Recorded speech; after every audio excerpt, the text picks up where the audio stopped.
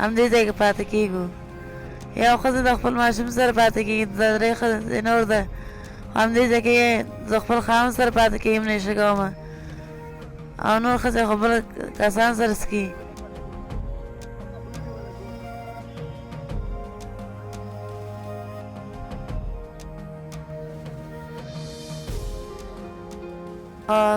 خپل ماته شو، ډېر پیسې مې ولا ټیک نه شو. د خپل خاوند سره څو سودا مې ولګل، په هغې باندې عادت شوم.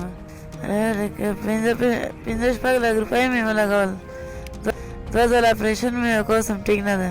خو زموږ څه ژوند ده چې دواړه نشه یي.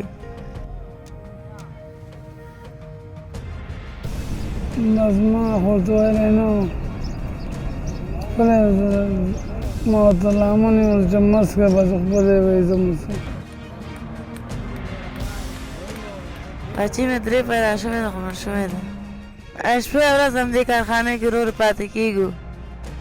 زموږ خپل کور خو نشته، خو د بېوسۍ ده، بس چې په ډیران کې ناست یم دا خوشحالي ده.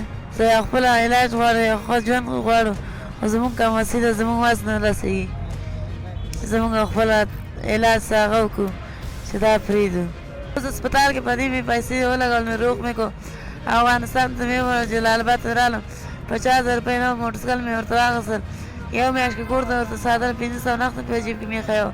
هلته 100 روپۍ ورته مې شراب اخیستی وو چې دا عمل مه کوه، او نو موټرسایکل چې د دې پام غلط شي. هغه پورې موټرسایکل راوچت چې خپل مې مات شو، بیا نوشونه نور هم زیات کړو، بیا په هغې باندې نور څه وس مې نه و، ما هم ورسره شروع کړو. زما په سر ځان یې پوډري کړ، نو چې ته ځان تباه کوې، زه هم ځان تباه کوم.